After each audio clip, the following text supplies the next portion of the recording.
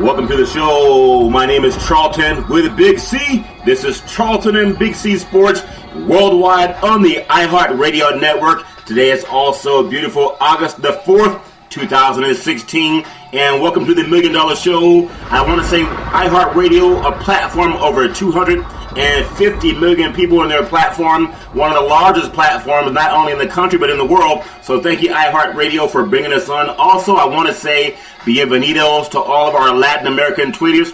Been tweeting out the Charlton and Big C, so thank you very much. I'm also learning how to speak a little bit of Spanish, Big C, but you probably won't understand it with all the moonshine you've been drinking, Big C.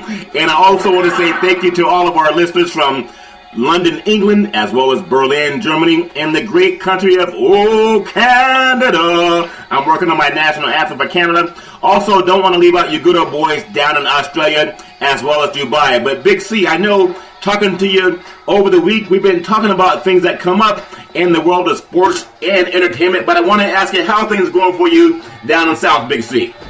Well, Charlton, is going good. You know, we got the lightning and the thunder going on right now. I had a little relaxing drink earlier after dinner. So, you know, I'm in a great mood right now, you know, and I'm looking forward to having a wonderful show again tonight, you know. Yeah. I want to say thank you to our female audience. We greatly appreciate you so much every evening for joining us here on the Charlton and Big C Show.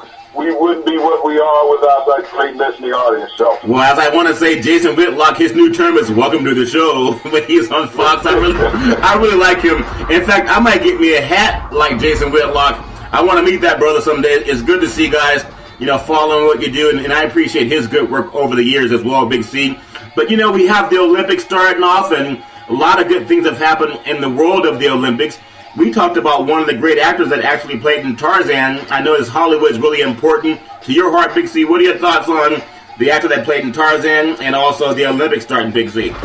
Well, Charlton, when you think about it, we're going to pay a little tribute to Johnny Weissmuller tonight. Yeah. Johnny Weissmuller was one of the greatest Olympians of all time. He performed back in the 20s in the Olympics, but Charlton, he won 5 Olympic gold medals. And you think about that, 5 Olympic gold medals during that era. Not only that, he set 67 world records. Yes. In the pool, Charlton. Yes. And, you know, paying somewhat of a tribute to him in a way is allowing Michael Phelps to carry the Olympic and American flag for the U.S. tomorrow night in the opening ceremonies. And I look at that as a great parallel that both of these men were the best swimmers of their era, Charlton. But not only that, Johnny Weissmuller went on to create the Tarzan series. Yes.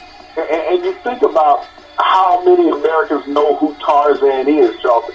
Tarzan was a staple. Now, I know in my youth watching the Tarzan shows on television, but he went on to create just under 20 Tarzan movies, Charlton. The last one was in the late 40s and stuff. But, you know, Johnny Weissmuller was a king of Hollywood, not only as an actor, but as a model, Charlton. He was a model citizen also. Yeah. When you think about the parallels, and you talk about the staying power, Charlton, of the Tarzan series. Oh, yeah. 96 years later, just last month, they released a new Tarzan. So when you talk about a memorable character, that an athlete, former athlete, becomes third actor, that he made, that's Johnny Weissmuller, Charlton, American icon, an American hero. Yeah. Sadly, he passed away a couple decades ago after a series of strokes, but he made a legend of himself in and out of the pool, Charlton. But when you talk about being in and out of the pool,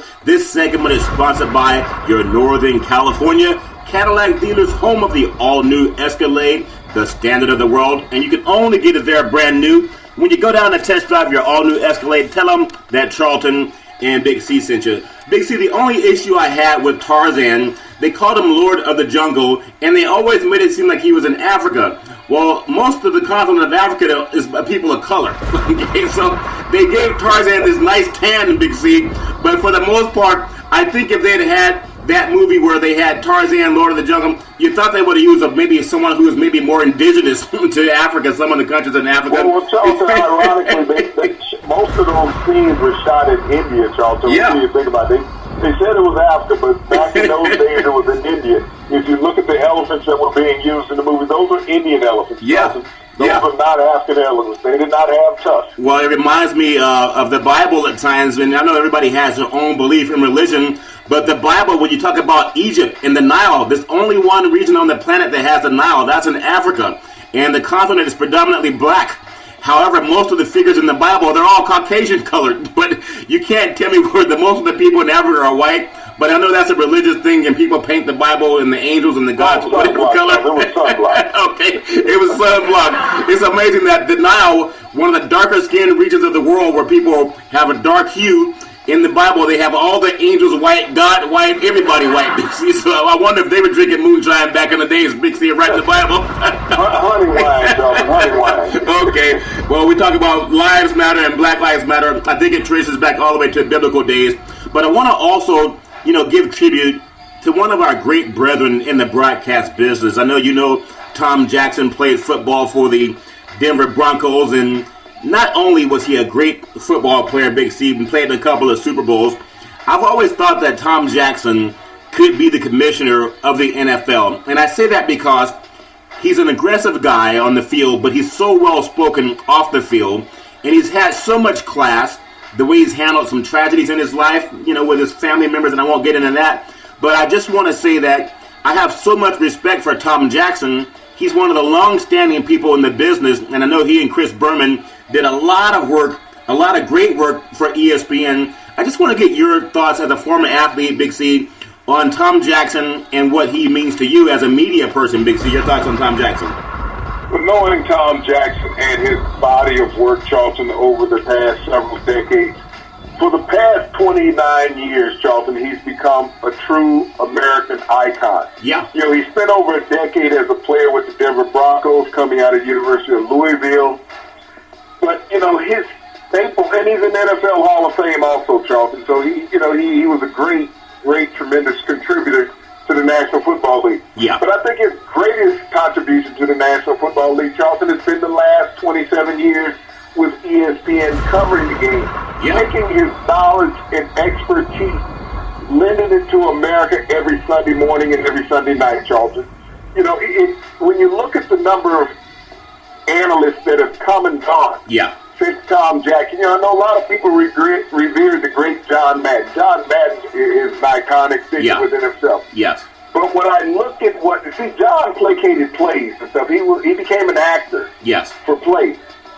Tom Jackson transcended everybody because he gave knowledge to the average listener, Charlton, who could tune in on Sunday Countdown on ESPN. He started out as a sideline reporter. Yes. Field reporter, doing hits out in the open with everyone else. But once he moved into the studio with Chris Berman, pro football changed. The studio shows changed, Charlton. Well, everybody wanted to emulate Tom Jackson. Yeah, and see, one thing that we talk about, I love the opportunities that we talk about, Big C, and I'll bring some things up that you've been covering the whole year. And ironically, again, Big C, they're being talked about on TV, and we'll get into that with golf and Nike coming up. And we're still asking Phil Knight for that $1 million contract, and we're never going to get that. It's either going to come from Phil Knight and Nike or Under Armour or Adidas. Well, we got a lot of those things lined up, but I'd love to have the chance for you to sponsor Charlton and Big C Sports on the iHeart Radio Network. And I just want to say this, too, because as an African-American man, even more so as an African-American boy, growing up, I usually saw Walter Cronkite on television giving the news, and he was excellent, just the facts. As a young kid of color, watching television thinking, I would love to be like that. I saw Irv Cross when I was a young boy. He was one of the first gentlemen on television as an African-American, and he worked with CBS Sports, did a great job there. Jane Kennedy, one of the first African-American female women on television. But, Big C, I want to get your thoughts on this, because when I see someone of color on television, subconsciously it makes me think I can do it too, because, for the most part, they don't hire black Americans on TV. They do it almost like the Bible in a region of the world where people have color. In the Bible, everybody's painted white all of a sudden. Well, there's not a lot of white people in Egypt where it's hot and in Africa. But in the Bible, they turn everything white. So when you watch TV, and in the religion, they tell you that God is white, the angels are white, Jesus is white, everybody's white. It just doesn't make sense when you become more intelligent, when you become more well-read, and if you just study where Africa is. How does that translate into sports and business? I'll tell you how. Subconsciously, there's so many subliminal messages saying to young kids of color that you don't count, that you can't make it. And when I see Tom Jackson, who's well-spoken, he's not a buffoon that they put on TV, and I don't mean to offend anyone, but that's a fact. He's so well-spoken, you can't say that he's not intelligent. And oftentimes I've seen that where they'll just put someone up there who plays sports, who can't speak very well, and they'll say, well, this is the best we can do. I think our show has proven them wrong, Big C, but I want to get your thoughts on Tom Jackson and his influence in the world of broadcast. How does it affect all black Americans, Big C? Your thoughts on that?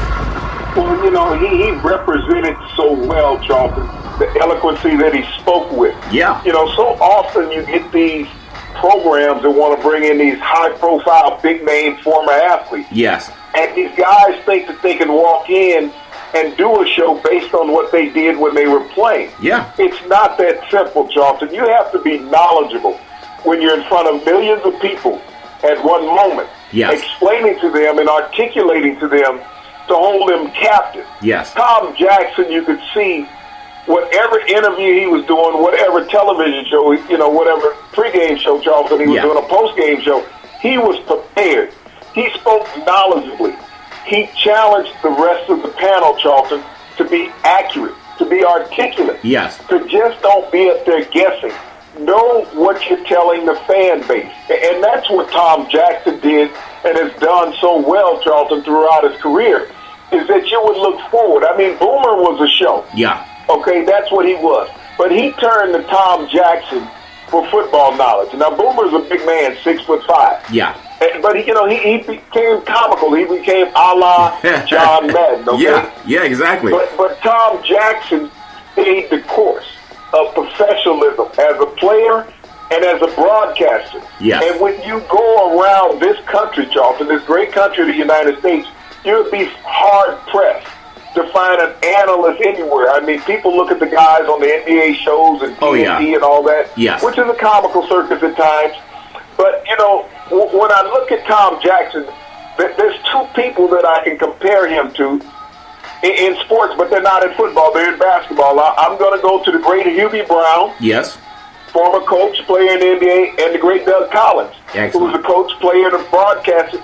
These three people, Charlton, make it very easy to watch that professional sporting event that you're watching at that point. And see, because they take the time to care about the audience, Charlton. Yeah, and see, that's so powerful, Big C, because, and I talk to all kids. I don't care what color you are. I have black Americans in my family, white Americans, Hispanic Americans in my family, Mexican Americans, if you call it that as well. So I don't have any care about what color somebody is. It doesn't matter. When I sit down at the dinner table in my family meetings, we have some of everybody. So I appreciate this. But what I also see when I talk to young kids, and sometimes when I was growing up, it was even more prevalent. People would say, oh, they won't let you have something because you're black, or they're not going to let you have something because you're a woman. Well, I think Hillary Clinton has dispelled that myth, and I think that President Barack Obama has also expelled that myth, because everything you want in life, just like creating the Charlton and Big C Sports Show, you have to create it. You have to go out and you have to go get it, because once you get it, there's always going to be somebody telling you how you should do it their way, how you should do it, how they want it done. Hey, they have a friend who says you should do it this way. And all I say, Big C, is go do your friend's show or show me your friend's program. Everybody has to have their own thing, and not everybody's going to like you. And I say it this way, if you want to be something, and I don't just want to be a talking head, I refuse to just be that guy that reads the score, and we'll do some of that too, Big C. But Tom Jackson, to me, just like Bryant Gumbel back in the day when he was with NBC television, this may not seem like a lot to the mainstream culture, because if you're mainstream culture and you're going to church, everything in the Bible is painted white. So subconsciously, those kids have a superiority complex, which is fallacy. It's a fallacy. It's not based on reality, but it's based on what you see all the time. The antithesis of that, a lot of kids of color, they may have an inferiority complex just because they don't see anyone in authority that looks like them, unless they're an athlete, and that means they have to have a uniform on. But who walks around in the workforce with a uniform, Big C? So I'll ask you again, the impact of Charlton and Big C Sports. I want to congratulate Tom Jackson, because it's looking at guys like Tom on TV, Big C, and seeing guys like yourself, it made me believe that I can do the same thing, that I don't have to wait for some white guy to give me a job. I want to compete against white guys. I want to compete against black guys. It doesn't matter what color you are. But I'm telling young black men, quit saying you can't do something. Quit asking people for a job. Go out and create your own thing. Go find your own sponsorship. And when you do, there's always going to be people that tell you that they can do it better. And just wish them well. Go get your own program. At some point, you got to own it. So I congratulate Tom Jackson for being not only an African American on the media, but Big C, he represented everybody with class. And I'm so proud of him. And I wish I could see him do more broadcasts. So Tom Jackson, I just want to thank you for all your excellent work. And Big C, I'll get your thoughts before we get into some golf. Well, what I really want to say to Tom is thank you. Thank you, thank you for your years of excellence and expertise giving it to America. I think you said it well, Big C. Everybody knows that life is about taking chances. And I would encourage everyone to be around people who motivate you. You can always find somebody who picks you apart and tell you that you can't be something, but don't listen to them. Don't believe them for a second.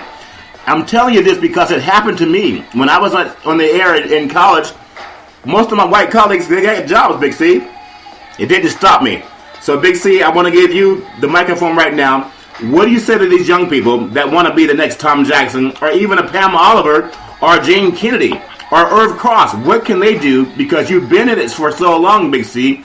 How do they make their dreams come true? Before you give that answer, I want to say this segment is sponsored by your California Lottery. What can a buck do for you? And you know, Big C, we're going to win that $1 million contract pretty soon, or that $1 million lottery ticket. It's only a buck. Go out and sponsor yourself with $1, and maybe you can change your life. But also, Big C, your thoughts on what young people can do to get into the business and make it happen and stop waiting for somebody to give them something. Well, Charlton, you have to be willing to take the chance. You have to be willing to study. You have to be willing to work at the craft, Charlton. It's just not a given. We've seen so many embarrassing times on television that you put, whether they were white, black. You go back to Rush Limbaugh. They tried him on Monday Night Football. Oh, he was horrible. They tried him on Monday Night Football. We're talking about white people that were embarrassing on television, on national television. Yeah. But they got the job because they were white. Yeah. You know, you can give African Americans that opportunity. It's not about the name when you start as a broadcaster. It's about how you finish as a broadcaster, the product that you put out there. Yeah. The fans that are watching and listening at home, Charlton, don't really care about the image of the individual. They care about the knowledge and intelligence of the individual. So you have to prepare yourself for the events that you are covering. Represent yourself as well as the company that you're working with, Charlton, and deliver a tremendous product for that 2 to 3 hours that you're on. Well, I think that is so powerful, Big C, because I know from my heart there were times when I was told, well, I remember I went down and I did an interview for Oracle. They actually have Oracle Arena where the Golden State Warriors play down in Silicon Valley. This was back in 1996, and I was doing some work over at Channel 7 in the Bay Area, which is ABC out of San Francisco. I'll never forget, I went down and I did a reading for commercials, and I've been making commercials since 1989. So this was 1996, and I've been on regional television, and I remember doing the reading. And it's so ironic. It's even painful at the time, but it's almost funny now. I remember they kept saying, well, we want you to sound more, you know, if you could just, well, we want you to sound more, you know, more street, because they were looking for a black voice in a sense. At the same time, when I showed up, they didn't know I was African American. But when I got there, they wanted me to interview for the black part, as if black people have to have a certain voice before they buy computers, Big C. So even people that think there's no bias in the workforce, it didn't stop me. That was 20 years ago. There are people right now that would say, well, you know, I listen to your show and I like it, but I think you guys should take out the music. Well, Fox is doing music. ESPN is doing music. There's so many people that have copied that program of doing hip-hop music now. I challenge anyone that says don't play music in your background. Go to any NBA basketball game or NFL football game or Major League Baseball game and tell me if you don't hear music in the background. It's always there. Even hockey. Everybody's piping it in. Everybody's doing it. It's to keep the fan engaged, Charlton, during and even during the intermission. Yeah. But, you know, when you talk about taking something out, I mean, how many people have called the ESPN and said, hey, you guys need to take the music out of the game right. The show. Fox, we don't want to hear the music anymore. Right. Oh, NFL games, don't play this music intro or exit. Going into commercials, coming back in. We don't want to hear this in front of Joe Buck. Yeah. Well, you know. Come on, let's be realistic. And speaking of realistic, again, I want to thank the iHeartRadio Network, as we're going to get into a subject that's a little bit painful for some people to listen to, but iHeartRadio, one of the largest platforms in the world. And we thank you very much for taking on our program. And not anybody can get on because they have to accept you in. So I'm telling everyone, especially young black kids, and because it happened to me when I was a little boy, and it's happening to me now. No one really cares about you when you're trying to build something. No one really cares about being on your team when you're starting out. It's when you make it, when you have a little bit of publicity, you have people that don't even have their own programs that want to give you advice. And I'm going to tell you what Eddie Murphy said to me, well, not to me personally, but I heard Eddie Murphy, the great actor and entertainer, give this advice. If you want to be something that your heart really desires, don't take other people's advice unless they already have what you have. Because if you start listening to all 50 people that give you their point of view, you won't have a program, you'll have what they have, which is not a program. So for Charlton and Big C, you got to be a lion in this world. I feel like a lion king. I know that I can do anything that my heart desires. And Big C, I learned to have that boldness from you. And as I say that, I want to bring this up. I looked at the world of golf. And I looked at the world of Tiger Woods, and I know that we've talked about Phil Knight. We're still asking for that $1 million sponsorship, Phil Knight. Now, Phil, we've been talking about socially conscious behavior and athletes having a social consciousness, okay? Not just reading the score, but having a social consciousness, because this is about a money business. And there are a lot of people who want a free lunch. They just want you to pay them money for doing nothing. But think of what Tiger Woods did for the world of golf. In an all-white world, where a lot of it had the Jim Crow mentality, a lot of it still had the segregation mentality, and just like the Masters, like no other tournament in the world, since Tiger Woods has walked away from golf for a little while he is being able to heal from his injuries, you know, viewership is down about 50% for golf. 50%. Nike, Phil Knight, talking to you, Phil, and also Adidas, not really interested in sponsoring a lot of golf tournaments anymore because their greatest force, known as Tiger Woods, is gone. The reason Tiger Woods is gone from the world of golf is partly because of injuries, Big C, but also let's be realistic about this. In America, we started the program saying how the Bible is based on Africa. The Nile River is in Egypt. That's a region in the world where the people are black. But all throughout the Bible, they made the angels white, God white, Jesus white, everything's white. That's a fallacy, okay? How does that relate to Tiger Woods in golf? The world of Tiger Woods was a golf world. It turned against Tiger because he cheated on a white lady, his wife. We don't know what she did in her past, but the world of golf and sponsorships pulled out. He lost over $100 million in sponsorship because his wife broke out the window of his Cadillac Escalade. Okay, could you imagine if that were a black man chasing down a white woman and breaking out her window? He would have been arrested. That didn't happen to Tiger. He just lost all of his sponsorship.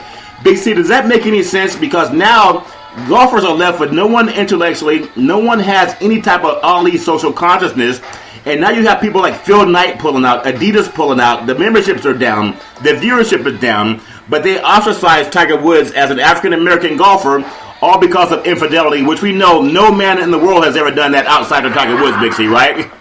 Well, Charlton, when you look at Tiger Woods, he hasn't won a major since 1998, okay? Yes.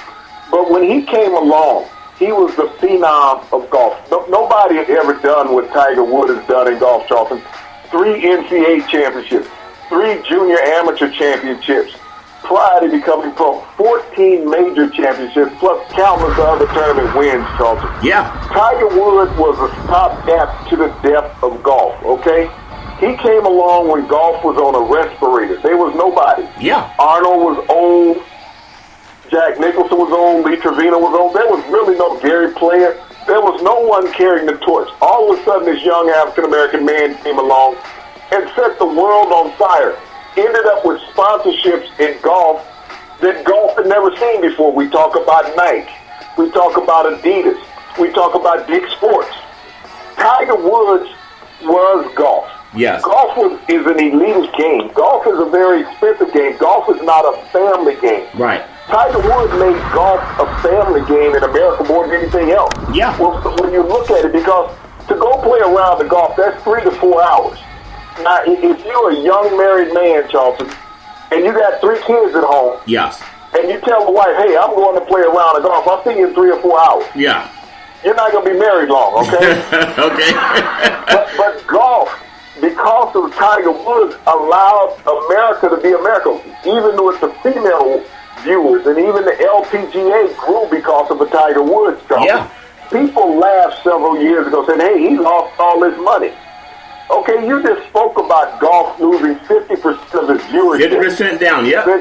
50% since Tiger Woods been gone. Not only that, when you think about Nike, and we've talked about Nike, how slick Nike is with their advertising, greatest advertising company in the world, because Tiger was playing, where was that camera always zoomed in? On Tiger in his chest. Yes. What did he have on his chest, Charlton? That swoosh, he baby. Had Nike. Yep. And what was the ball that he was hitting? Had a little swoosh on it? Nike. He was hitting Nike. Yeah. He was using Nike clubs. So Nike was very shrewd in understanding the business of Tiger Woods. Not the business of golf, the business of Tiger Woods. And they never left his side, Charlton. They've always been with him. But as others vacated from Tiger, Nike understood the value of Tiger. Now golf has really realized that they have no value, because golf is a very expensive game to play, so the average American can't play it. It's not like picking up a baseball bat or a football or a basketball. Yeah. It is an exclusivity club. Yes. And that's why it's been a white club for so long, and they've tried to keep minorities out. It's that old adage, if we price them out of it, they won't show up. Well, see, Big C. And that's what golf has done, Charles. Yes, golf has done that. And I also want to say that this segment is sponsored by United Labor, guaranteed life insurance up to $100,000. Also, we are endorsed by the American Cancer Society and the American Heart Association. I'm looking for 1,000 brokers to join our firm to offer life insurance guaranteed issue under all the unions in the United States. We are under the AFL-CIO. We can work with you. Also, again, I'm looking to hire 1,000 people to put people back to work. So that's what separates Charlton and Big C Sports also from your programs like ESPN and Fox and anybody else out there. They're not offering you work. They're just telling you, listen to the score. So I want to bring this up because I really want to get into this thing about Tiger Woods before we get into a little bit of college football, Big C. I think this fact that I look at my son, and I want my son to be able to have any opportunity he wants. And again, we went back to the Bible, and out of Africa, the Nile is in Africa. But all the angels and the characters in the Bible were considered Caucasian. Well, if you've ever been to Africa, most of the people in the region of the world are people of color. Okay? The golf world has told my son, you can't join Augusta, Georgia. You can't join the Masters. You can't join it. There's some clubs, even in San Francisco, the Olympic Club, I don't know if it's still the same, but they were also a segregated club. You had to have white skin to get in. That's a joke, considering how much our country has gone through, from the civil rights marches, even back to the Civil War, that we still have this garbage. So I don't respect guys that just have a big contract. They have no social consciousness, and they usually put it on black athletes like Carmelo Anthony or Chris Paul or LeBron James or Dwayne Wade. But when I think about a Jason Day or a Jordan Spieth or McIlroy, they never ask anything. Dustin Johnson, Phil Mickelson, they never ask anything about having a social consciousness of inclusion for men and women of all colors. They don't ask them that. They're just kind of like good old boys that go out and play a game like they're intellectually vapid, like they're just dumb jocks. And I want to bring that out because if you're not a dumb jock, stand up and say something for young kids like my son, who's excluded from your good old boy golf courses. If you don't stand up and say something that's going to make my son have an opportunity the same way your children do, then why do you have these multi-million-dollar contracts? We don't need to endorse bigotry any more than Tiger Woods losing an endorsement because he does what 99% of what all the other golfers do. They just don't get chastised by the media because the media looks just like them. And that's a fact. So if you guys are going to be sycophants to the golfer and the elite status and the segregationists, I want to call you out. So I'm asking for some of you guys, any golfer outside of Tiger Woods, just do for even one day what LeBron James did. Do for one day what Dwayne Wayne did. Do for one day what Chris Paul did. Do for one day what Carmelo Anthony did. Stop hiding behind segregation, Big C. Did I sink a putt or did I hit the ball off the course, Big C? Well, Charlton, I think you drove it straight down the fairway when you think about it. You know, these golfers, they've enjoyed this elitist status throughout America. You think about the number of black golfers over the decades that were not allowed to play in these PGA tournaments. Yeah. And so that was through segregation. Yeah, stuff. segregation. Yeah. Racism kept them out. And, until Tiger Woods came in, and set the world on fire, and you just could not deny his greatness. You know, the thing about Tiger Woods, Charlton, everybody always said, well, you know, Jack, will he beat Jack? That was never Tiger Woods' ultimate goal.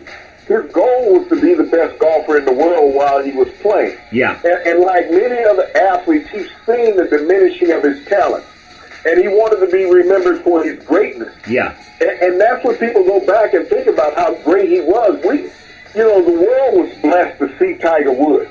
They will never see another golfer like a Tiger Woods. When you think about the playing table, when Jack Nicholson was winning his tournament, the competition was not like what it is when Tiger Woods was playing, okay? Right. Nowhere near that, Charlton. You could not name 6 other golfers when Jack Nicholson was winning. Arnold Palmer, the same thing, Charlton. Yeah. You know, they were playing against each other, okay? Yeah. They were, you know, no one got hyped up to play against one of them. Everybody put on their best game for Tiger Woods. Tiger Woods made some of the greatest phenomenal shots in history. Yeah, I agree with that. He changed the game. Yeah. He changed golf courses. He reminds me of Bob Gibson, the great pitcher with the St. Louis Cardinals. Yeah. Where he changed the game of baseball. He forced them to lower the mound because he was such a dominant African-American pitcher. The same thing with Tiger Woods. He forced people to change the structure of golf courses because he just outlinked all these golf courses. Well, see, so Big they C, had to change it to make it Tiger-proof, Charles. Yes, and I agree with that, Big C, and that's so important to bring up because in this world of opportunity, we have to create opportunity. And all of us talk about having this Muhammad Ali consciousness, and all that means is that we got to start standing up for ourselves and standing up for other people as well, Big C. And if we don't, then who will? That's so important to me. I remember when I was a young boy, and I had a white friend of mine, and I remember, and this is right about the 70s. I was right in my 10, about 10 years old, and we went to the slip and slide. And this is important for everyone listening, okay? It's so important. I remember this white teenager that was supervising it. He said that we couldn't get on, the black boys couldn't get on. But I had white friends too, okay? Do you know some of my white friends said if they can't get on, if the black kids can't get on, then we're not going to get on. They actually refused to go on the slip and slide in 100-degree heat because the young black friends were not allowed on by this white guy who was a teenager. He was just coming out of Jim Crow. Now, how many golfers had that same Muhammad Ali mindset? I remember Billy Crystal, great comedian. Ali was jogging on a golf course or right around some golf course someday, and Billy Crystal's Jewish. And he asked Billy Crystal to come take a jog with him. And Billy Crystal said, I can't because where you're running, they don't allow Jewish people there. And Ali said, well, I will never run there again. And he didn't. And Billy Crystal told that story at his eulogy. So when you look at guys like Phil Nance or Vernon Lindquist or some of these, Watson or even the great Arnold Palmer, why is it still that they are considered paragons of virtue, but my son can't get into a club that they so revere? So if they have the Muhammad Ali consciousness, could you imagine if we told white people you can't join a club? And I don't want my son, as he's becoming more intelligent and more well-read, when he's asking me these questions, I'm not going to lie to him. I'm going to tell him that racism still exists. And when I see guys like Jordan Spieth and Jason Day and McIlroy and Watson and all these guys and Phil Mickelson, and they act like they're just dumb jocks. They don't stand up for my son, and I refuse to be a part of that. So whether you're Fox or ESPN, I'm saying also, Phil Knight, you're pulling out for a reason. Don't put your money behind an industry that's still racist, even though it's tacitly consented to. No one says anything, and everyone pats you on the back and attaboy, but they have their clandestine ways of still discriminating. I want to end that with Charlton and Big C Sports. The last thing I'm going to say, Big C, before I turn it over to you, is I think that with the world of college football kicking off, they have the top 25, they just announced that. I still want to call to all the conferences. When you recruit a kid, leave a computer behind for the family or that kid. If you're a golfer, have a social consciousness. LeBron James already showed you how. Big C, you started it first, so did Jim Brown and Harry Evers and Kareem. Stop sticking up for people who are discriminatory against women or people of color. So I'm ashamed of some of these guys that say the Masters, unlike any tradition in the world, is a place of bigotry, and they celebrate it. And I don't like that, Big C, because I can't be a father to my son if I know that garbage goes on and I say nothing like 99% of the guys on the golf course. Your thoughts, Big C? Well, that's the reason for saying it's like no other, because we don't have everybody in here. We don't have the others in here. It's just a kind word of saying we're segregated, okay, Charlton? When you look at that. But, let's move on to the world of college football, which everybody's excited about. Everybody knows how dominant the SEC is. Oh, USC is very excited. USC is very excited, Big C. You said you will see? No, USC, they're going to beat Alabama. I appreciate that. Okay. So, even though these are young college boys, Charlton, we take them out behind the woodshed. Oh, yeah. And give them that, whatever you call whipping and stuff, Yeah. We're all excited about that, but Charlton, one of the most puzzling and troubling things you and I have talked about in college football is that we see the movement of these coaches, Charlton, during the offseason. When coaches get fired, coaches decide to take a job at another university, and they move away without any consequences, Charlton. Yes. We witness players all the time wanting to leave, and you have universities blocking them. Now, we go back to this free labor slavery thing. Yeah. That you're not a free man if you sign with the university. You don't have the right to leave. We own you. Yeah. Technically, for the next 5 years, we own you. That's what universities are saying, Charlton. The players that have always said it. You don't have the right, if you're disgruntled, to choose another university of your choice. Oh, if we do let you go, we will decide where you can go. That's slavery, Charlton. Yeah, I agree. That's not free will. This is America. Yeah. Where you have the free right to move around this country any place and any time you want. Yeah. So when you take a coach and say, hey, this team over here is offering me another $1.5 million, $2 million a year, I'm going there. Yes. We look at Nick Saban. When Nick Saban left LSU, where did he go? He just left it and went to Miami, okay? Show me the money. He was gone. NFL, yep. All of a sudden, he realized these are grown men that I can't threaten. What did he do? In the middle of the night, went to Alabama. Yes. We saw the same thing with Bobby Petrino, Charlton, just up and left. Yeah. So these coaches have free agency movement. Yeah, and they're trying to block a kid from leaving Alabama to go to Georgia. And I just want to say this as we close. This segment is sponsored by One Life America Life Insurance. We are the leaders in the country when it comes to final expense. I'm also looking to hire 1,000 licensed life insurance brokers to offer final expense to all Americans to help protect their families. Tweet out to Charlton and Big C Sports if you're looking for work. I want to put people back to work. Also, BeneathHisWingsFoundation.org. Make a donation today. It's easy, it's fast, and secure. When it comes to promotions, contact Cynthia Evans of CYNN Entertainment. She's the best when it comes to promotions in Northern California. Also want to thank Becca, the Business Cupid, for hooking up some sponsorship for us. So, Big C, in the final few minutes that we have here, I want to say this to Phil Knight, because I know that we've been talking, and I've sent you a program of Charlton and Big C Sports, and I know that you know the iHeart Radio Network. We are looking for $1 million. You're worth $27 billion. That's not a lot of money to you, but we are a socially conscious program. I guarantee you that you get more out of our program if you're a young kid that wants to be an entrepreneur. We encourage people to create your own program. Stop waiting for someone to give you something. And when someone says, hey, I can do your program better than you, just wish them well and get their own show. Because what you have to do is compete. And I'm really speaking to young black boys right now. Just like I was told, well, there's not really room for black people on radio or TV. Baloney. Go create your own thing. Big C, I'll give you the last 30 seconds. Well, Charlton, the last 30 seconds of a show is never enough. So when we look at what opportunities exist and don't exist in life, and we talked about the college football realm, where players are owned once they sign with the university. Yeah. But they really don't care about their future. If you were in it for the children's future, for the athlete's future, the student athletes, you would allow them to leave, to go to the university they want if things were not working out at your university. Yes. But you see right there where these athletic programs, Charlton, are disconcerted with the future of the athlete who has come to that school. Yeah. Is that it's our way or you can't go out and create a better way. And so they've destroyed so many lives because we only see the guys who are successful.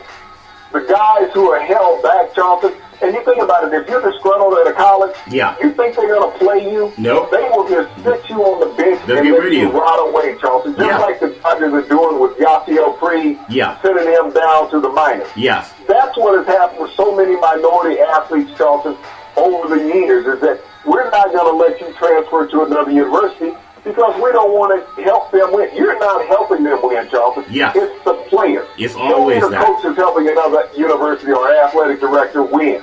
It's the player. And These coaches have it all wrong, Charlton. I think you're right, Big C. I want to tell people also as we close, and working with G5 Textiles, we can order any uniform for any athletic team in the world. And I also want to say, Phil Knight, we're looking for that $1 million sponsorship.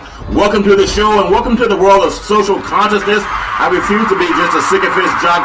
Big C, I thank you so much for your wisdom and your boldness. And now I hear Nike even falling for what you're saying. They're pulling out their money from people who are not socially conscious. It's not just about the ratings. Don't believe that for a second.